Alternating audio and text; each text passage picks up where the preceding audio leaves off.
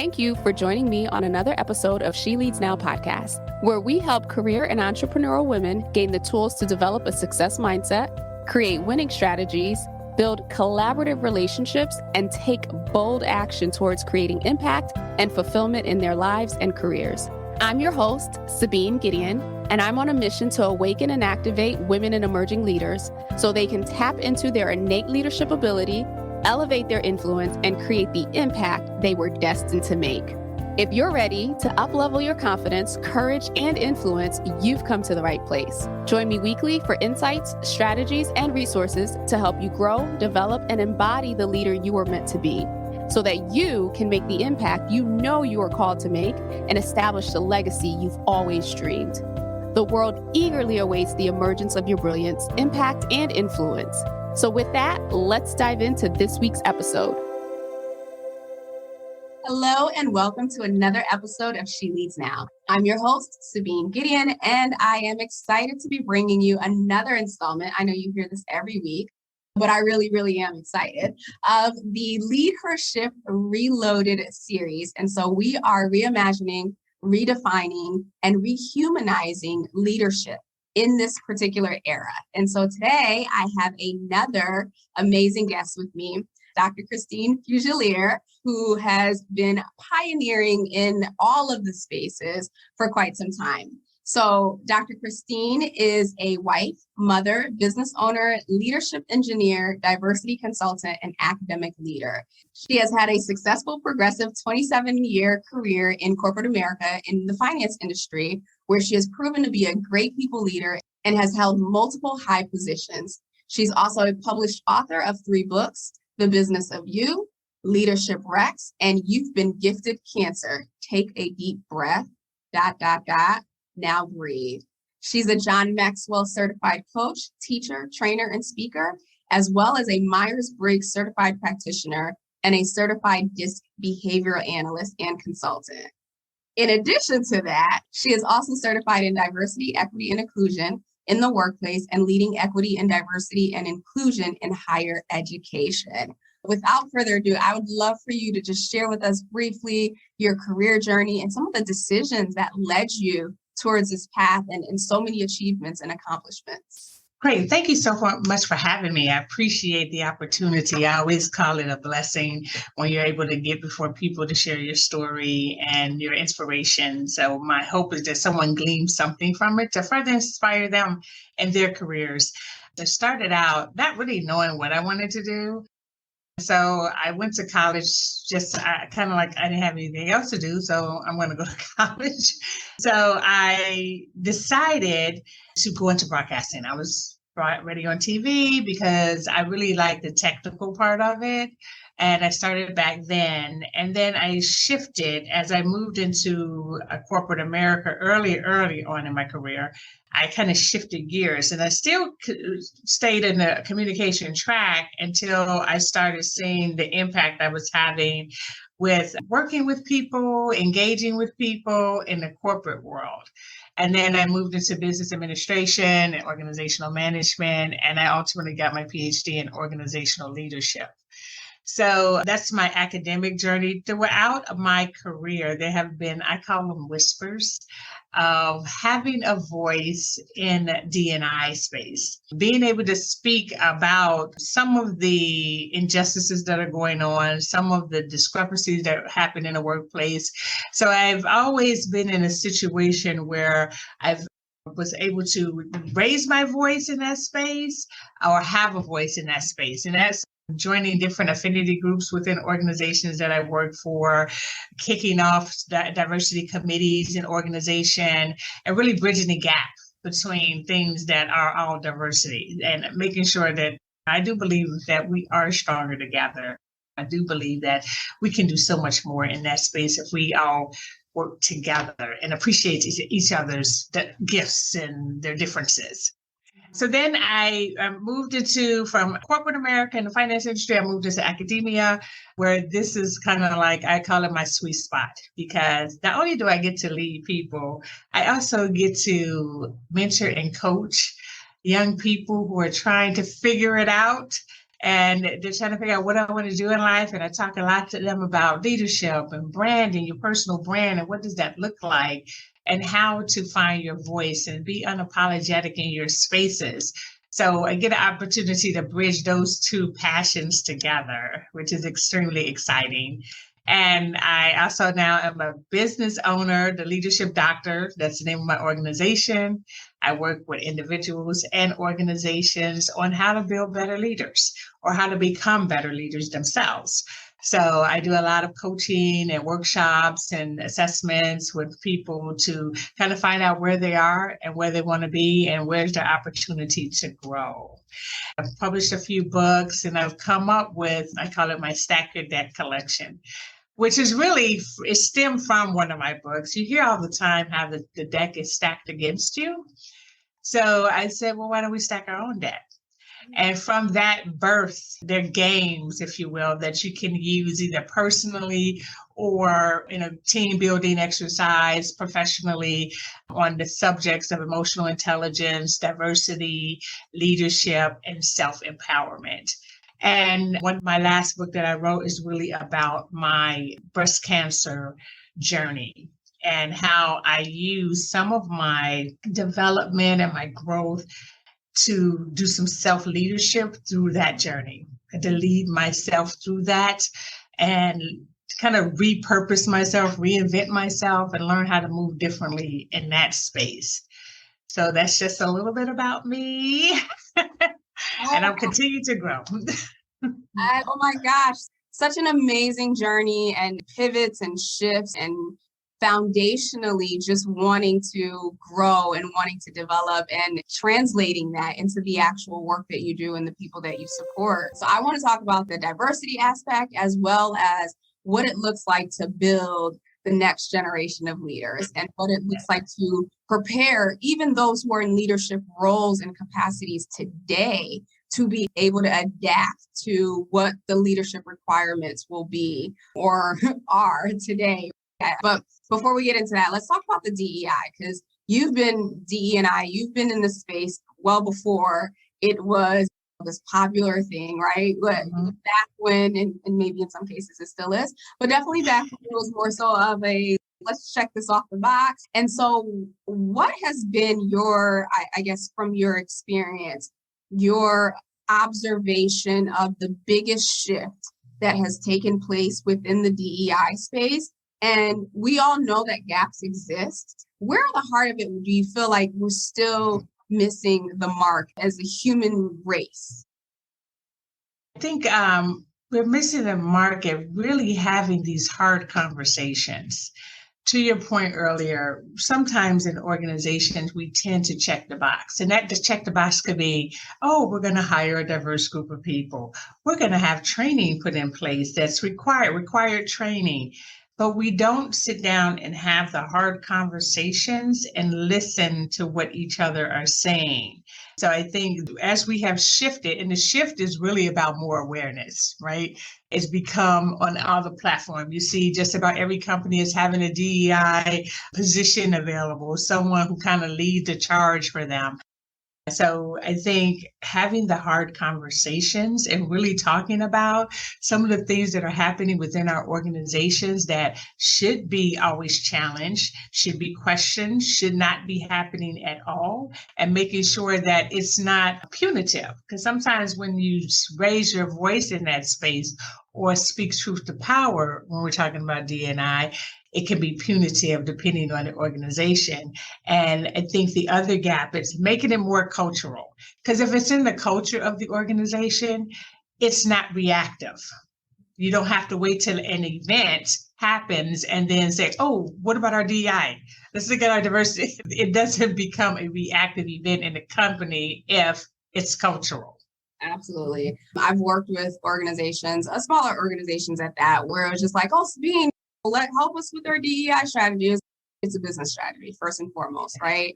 And it needs to be embedded in every aspect of the employee life cycle. Like, you can't compartmentalize a human being and what matters to them and how they see themselves. You know what I mean? You just can't do that. Yet somehow we We tried for decades and it did not work and it's still not working. But I appreciate that. And I also love the fact that you shared around having hard conversations. I think if anything, we as human beings and employees and people in the workspace have been very good at compartmentalizing when it came to our personal life versus our work life. And I came into corporate America in the time where it was just like, oh, you leave your personal life at the door. Like the minute you step into this place, you are employee such and such. This is your role. This is your focus. And now we have this space that's been created and also this generation of individuals entering the workforce where they're like, wait a minute, you're going to get the fullness of who I am. And so it's this relearning of what does that mean showing up as my whole self? And so you're in the thick of it and you've been in the thick of it. What are some of your observations around what this awakening that individuals are having, how that awakening is kind of impacting and shifting workplaces, shifting society, shifting how we interact and relate with each other, just at the core human level? I think a lot of the awakening, as it always has been, is with our new generation because they're just not having it. They're not having the days of old when check your feelings at the door was a thing. They are coming all into these workspaces. They have expectations of these workspaces. And sometimes it's interesting to see it because I see it in academia as well. And I saw it in corporate, the battle of the generations that you would see. So more your boomers or your traditionalists are, well, this is just the way it's done. And then they're not afraid to speak truth to power and say, but why? Does it have to be that way? Is that going to make or break the company if we do it differently? So I think the new generation is pushing us to open our eyes and say, okay, there's a different way to do this. And why are we not accepting people as they are? We want them to be authentic because you hear that word a lot. Be your authentic self. I can't be my authentic self if I'm code switching. I can't be my authentic self if I put on a mask when I go to work. So while there is certain behavior that is expected, like I wouldn't expect anyone to wild out when they come to work, but I would expect them to be your authentic self and be real. And I think people appreciate that and they can connect better with you in that space.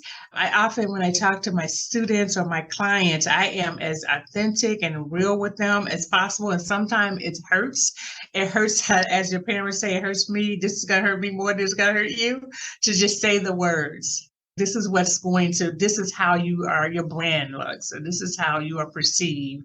And having the courage to, again, speak to power and be authentic and not be apologetic for it. Because the new generation, they're just not having it. They're just like, no, we're not doing that. And in so many ways, I admire them. So many ways. And then on other ways, I'm kind of like, interesting. One thing that really sticks out is around being authentic, right? And being able to show up yourself, right? A lot of times that narrative is really just focused in on the employee or the team or the staff. But I feel like there's a gap and there's an opportunity to speak to what does that mean from a leadership perspective, right? Yes. So you look at the generations before, it was very command and control. Millennials, I would say, are the ones, and I'm a senior millennial, or whatever they're calling them this day, but we started to challenge the status quo, and Generation Z is, we're busting this door right open. But there was a very distinct model of what it meant to be a leader.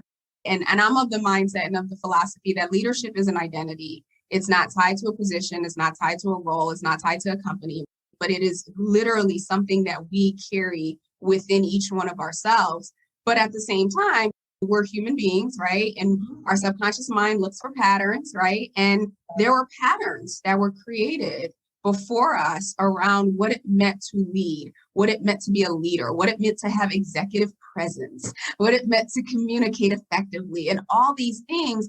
And so you have a generation or generations who this model has been the model that they were okay with following. And then you have these other generations who are coming into the space and saying, I don't see myself in that model.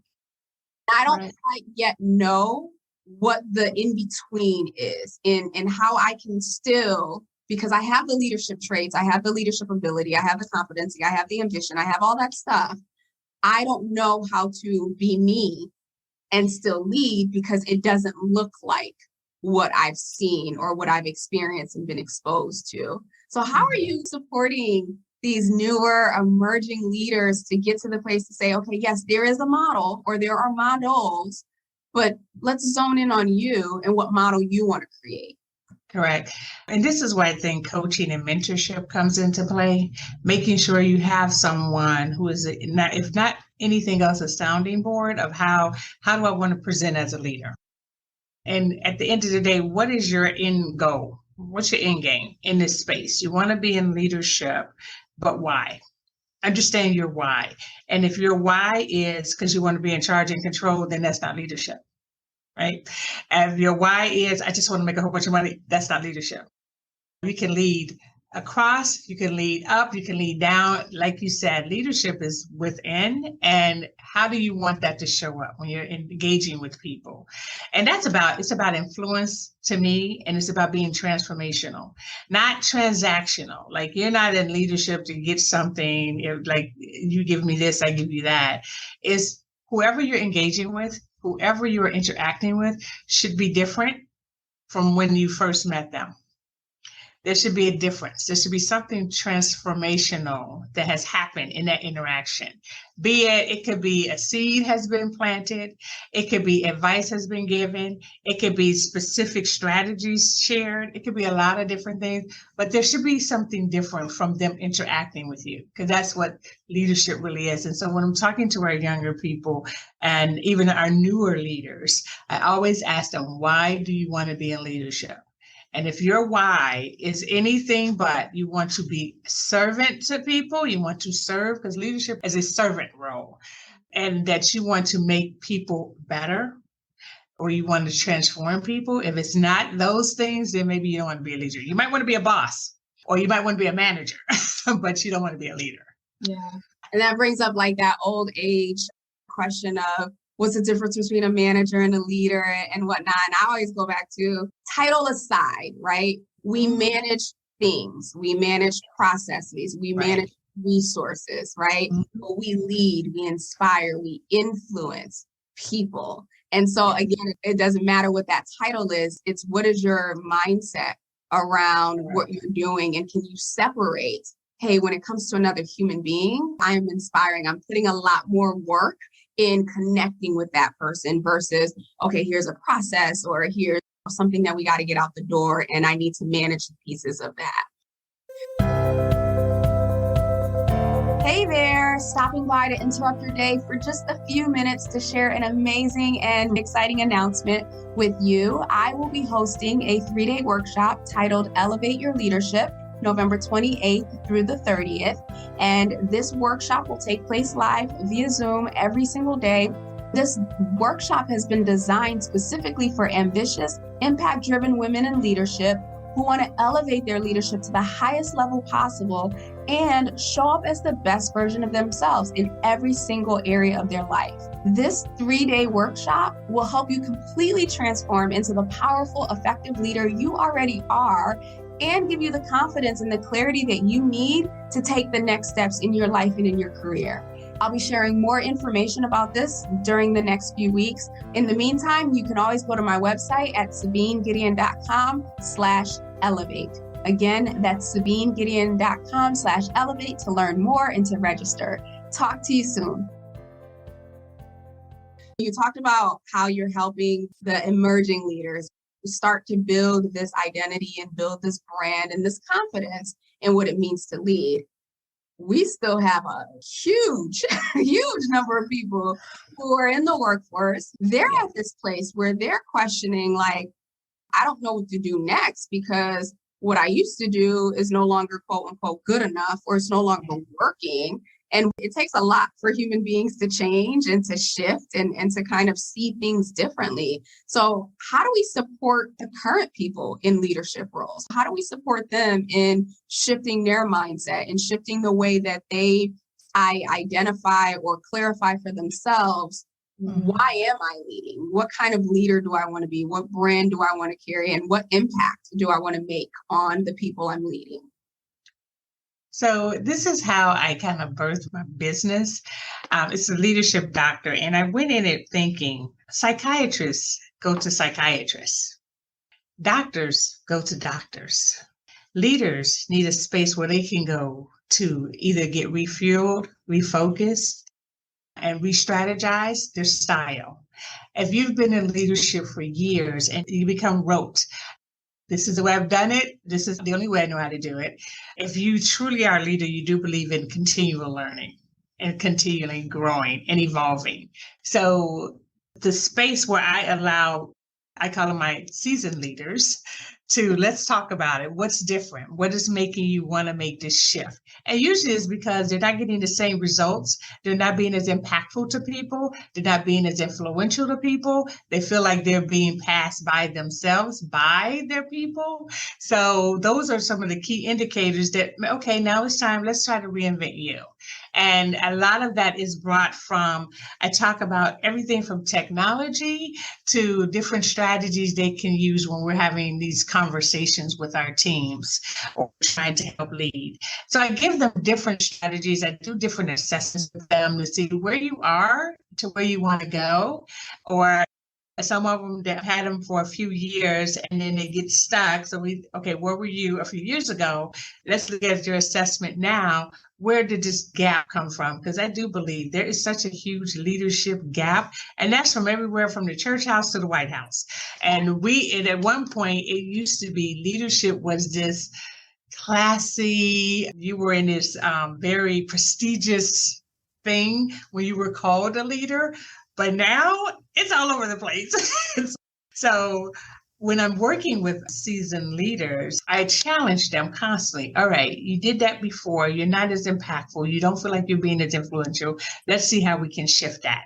And that's through techniques and tools. And sometimes I kind of push them. I give them what I call little assignments. Some of it is just a listening assignment. Your job is just to listen, not say a word. Hear what your people are telling you. You treat your people right, they're going to treat your business right.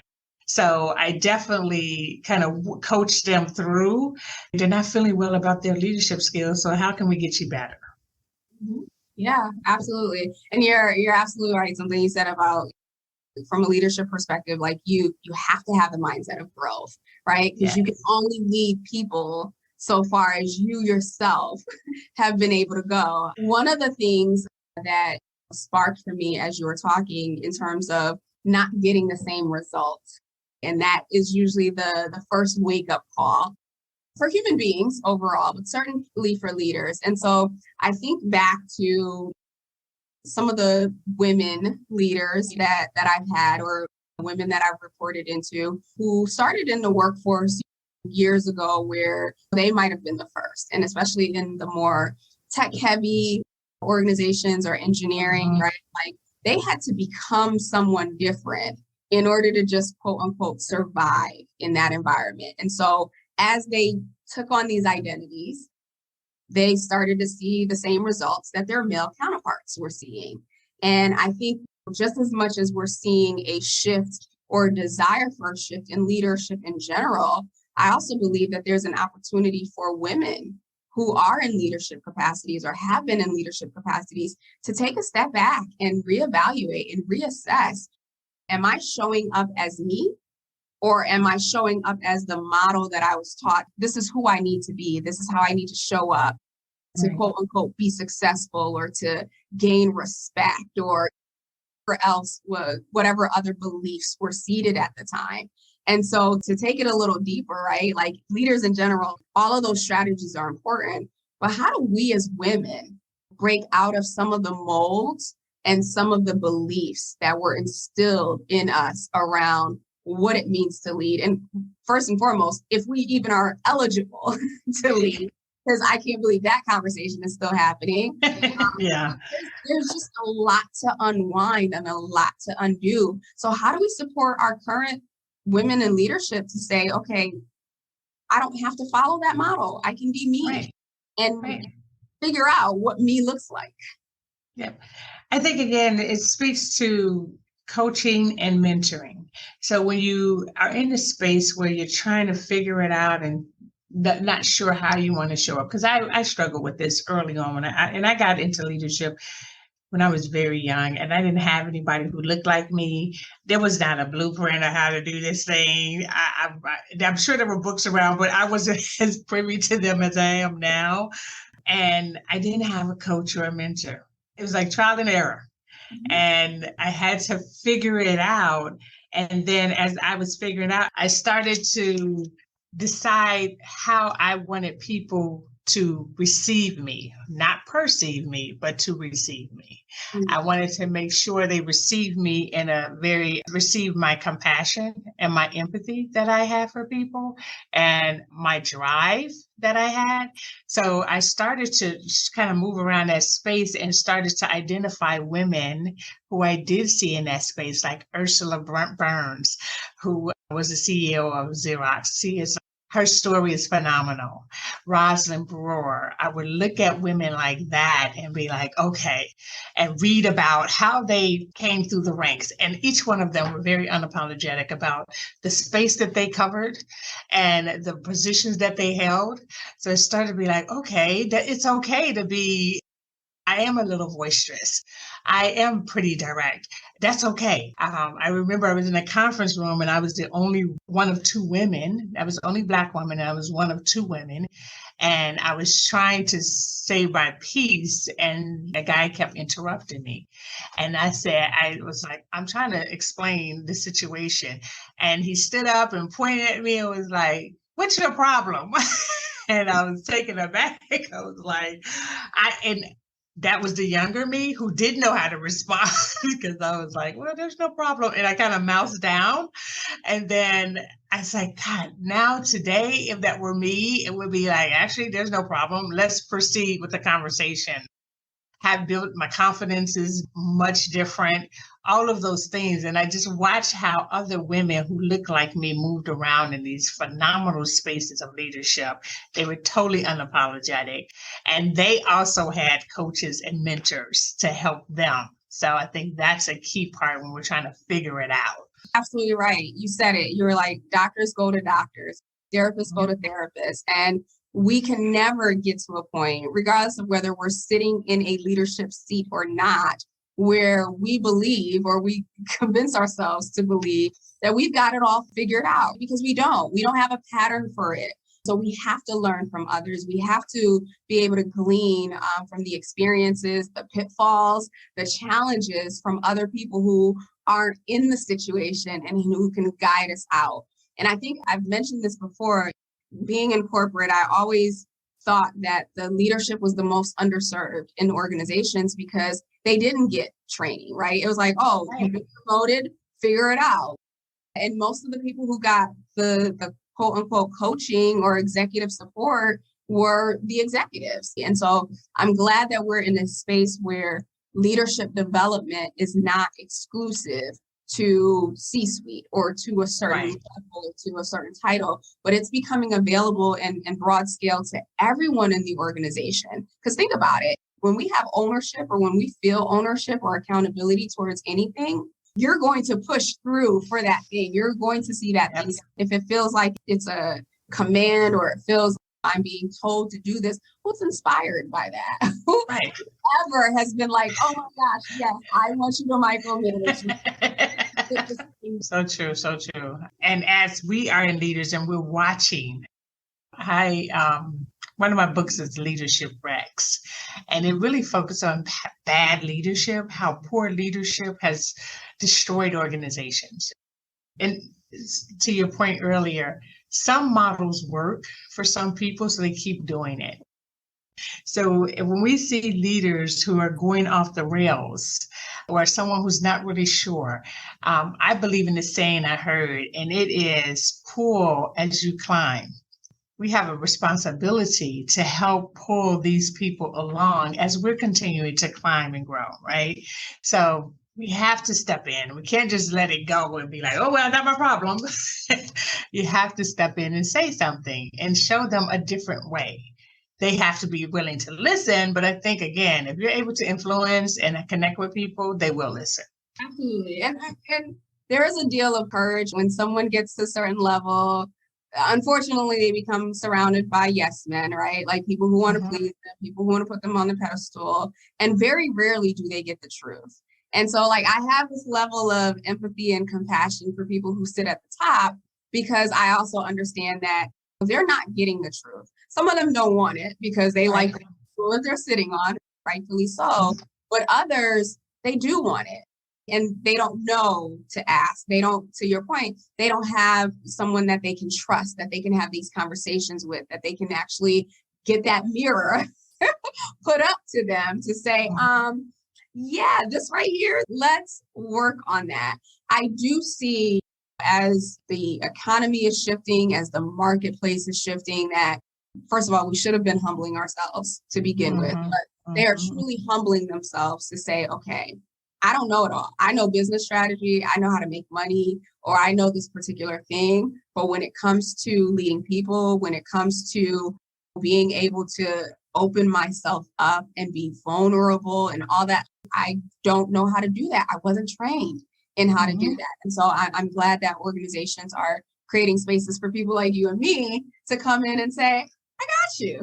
Yep. And it's a safe place. Create a safe place for them too. Because I do believe, even in my roles and people who are some of the leaders that I've had, they have to feel safe too. Because sometimes there is a lot of scrutiny. The lady I work with now, she is more open than I've ever seen a person in her position to hearing feedback and listening, and very receptive to it. But it's a safe space. And there's no judgment. It's, well, that kind of went this way. This is a different way that could have went. And I think that's a growth for leaders too, to want to grow in that space, to be transparent and not be like, sometimes we internalize everything. Oh no, but a human being, you should be continuing to grow. So you should be willing to listen to different perspectives and different points of views and be like, oh, that's a different way. Okay, I could have done that differently. Or, yep, that makes sense. Yep. So at least creating that safe place and being approachable enough where people want to come and tell you. It's kind of like, I want someone to tell me, if as a leader, maybe Christine, that was a little too harsh, or you didn't hit the mark right there. I am totally open to my team coming to tell me that. I hear what you're saying, but here's a different way, or I disagree, because that's okay. I think that's perfectly healthy. Absolutely, because we all have blind spots, and to have someone who can be honest, direct, maybe even brutally honest at times, as long as it's done with a heart to help support, a heart to help that person actually truly grow. It may sting, right? But at the end of the day, if that person's intention is really to help support you in your growth and your development, that ought to motivate you to create that environment where people can be that mirror for you. And so what I love about this conversation as I'm thinking through it is, oftentimes, to your point, you mentioned authenticity. We hear these words thrown around, right? Like you'll see, top 10 leadership traits and leadership characteristics and attributes that, make an effective leader and whatnot. And authenticity, humility, courage, vulnerability, right? All of these are words that get thrown around all of the time. But what I'm loving about this conversation is that we're actually bringing those things to life, right? From a practical perspective, what does that actually look like? How do we define that in real terms and real experiences? Agree. Yep. I think it's important that we don't put ourselves as leader in ivory tower, where we are so disconnected from our people that we don't know what's going on. And this is how I always call middle management. Middle management has the most power in the organization, because they can tell the people in the ivory tower, here's what's going on. And then the other people that they are responsible for leading, they can dictate, here's what's going on. It would be two different what's going on. So I think that's the most powerful group. But if a leader does not allow themselves to connect with all of their team, know who's on your team, know the skill sets that they have, know what makes them tick. It's okay to go in the cafeteria with your team. Don't sit in the ivory tower and wait for a report to come to tell you how your organization is doing. Talk to your people. The town hall meeting, and we're going to talk about the state of the company. And usually I've been in those meetings and I think, do we work for the same company? Yeah. Yes. So one last thing here, as we're looking into the future, right? And we've talked about leaders who are on the come up. We've talked about leaders who are in the existing space. And I know there's no one thing, right? Because there's a lot. What is one thing, as I asked that question? But from your perspective, just pulling out one thing that you feel, or based on what you've seen and what you're seeing with your clients and the work that you're doing, is essentially the thing that if people could get to the space where they can master this, or at least create some more awareness around this for themselves, that it could move the needle just a little bit in terms of their leadership effectiveness. I think the most important thing is connecting with people. And we talked about human resources earlier. The human resources is just now coming back. There was a time when it was there. It went away because automation got in the way and things were pushed into the management team. But now you have this human factor. So as a leader, you always have to remind and keep in mind the human factor, connecting with people, talking to people, listening to people. That will change the trajectory of your leadership career by leaps and bounds. If you do not have the ability to connect and have conversations with people and hear what they're telling you and act on what they're telling you, then it's all for naught. Like I said, you're just a boss. You're not, and I don't mean boss in the good way. They say you are the person that they have to come in and report to kind of boss. But I do believe listening and connecting with your people, because I will always say, if you take care of your people, they're going to take care of your organization. You will have loyalty with people. You will be influential with people, and people will stay with you through good and bad if you are connecting with them. I could talk to you for hours, clearly, but I know you have more and more impactful work to do. I just want to go through our little blitz section here in just a few questions. So as you think about your legacy that you're building today, what do you want that narrative to be? What do you want people to be able to say, oh my gosh, Dr. Christine did this? I want them to think Dr. Christine was impactful. She impacted everyone's lives that she touched, good, bad, or ugly, and she did it intentionally. Love that. And as you think about books, are there any books, or is there one book that you feel has been foundational or maybe even pivotal to you in your success? One book that stands out to me, and I would recommend this to anyone, it's called Miracle Morning by Hal Elrod. And it's really sharing how you start to work for yourself first before you work for anybody else. And in the book, he's really given some great things on it. Like you do everything before 8 a.m. That's if you meditate, if you work out, if you write, do something for yourself first before you do anything for anybody else. And that's a continual growth journey. Yes, we will include the Miracle Morning in the show notes. And then last question for you, well, second to last question for you. As you think about everything you've accomplished, everything that you've done, everything that you still have your eyes set on, if you could go back to a younger version of yourself and give her a piece of advice that you believe would be a game changer for her, what might that be? Know your worth and be unapologetic for being you. I had to learn that. Learn to kind of own the space that I was in and know my worth and not apologize for it. And don't negotiate your worth either. Oof, mic drop. I love that. And so lastly, as the listeners are listening, how can people get in touch with you? What's the best place? Where do you hang out? I'm on social media. I'm on all the LinkedIn, the Facebook, the Twitter, the Instagram under Dr. Christine Fuselier. They could just reach out to me that way if they had any questions or just wanted to talk or anything that I'm working on is all on social media. So we will include all of those links because I do believe I have those. We'll include those in the show notes as well as your book recommendation. Learn more about this leadership doctor and all of the amazing work that she's doing to support leaders who sit in the seat today, as well as the emerging leaders who are preparing to sit in those seats years from now. So thank you so much, Dr. Christine. This has been such a rich conversation, and I really appreciate your support in ensuring and helping women and the next generation really own who they are unapologetically. Yes, I appreciate you taking the time to talk to me and sharing your time with me and continue to do the work that you're doing because you are doing a great works. And I love that you have a platform where people can share and learn from. So keep up the good work. Oh, thank you. I appreciate it. All right. So we will be back next week with another amazing female leader.